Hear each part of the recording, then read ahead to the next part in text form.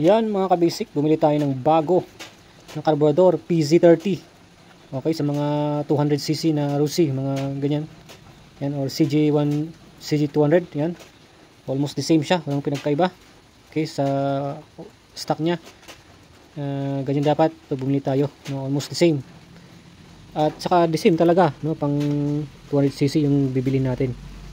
Alright, yan. Yan naman, parehas na parehas yan. Yan. Dalang butas parehas. Ayan, parehas. Okay. Pero imitation lang, pero good na ito. Alright. I-on na natin. Check natin yung gaano kalakas tong battery nating bago. Ayan.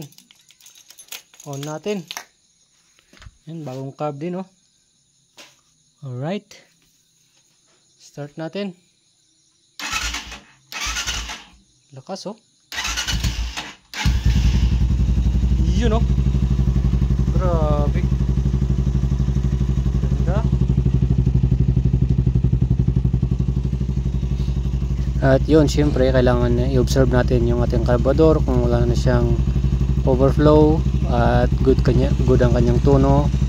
So nakita natin dito na kung saan ay na-adjust na natin tong tunuhan niya, kasi nakita natin 2 turns lang yung ginawa, okay, diyan sa tunuhan niya. At binago natin, ginawa natin 3.5 turns sa mga 200cc. Ayan, okay na yung kanyang andar. At saka siyempre nagpalit na yung battery kasi hindi na okay yung battery niya, at hindi rin siya yung tamang size ng battery ng motor. Kaya ayan, good na yung ating motor. At siyempre dapat maayos nga yung ating air and fuel mixture, yung kanyang fog flow sa ating carburetor. At yun din maayos yung battery natin, dahil battery operated ang mga ito. Napakaganda na kondisyon ng stator, regulator at battery.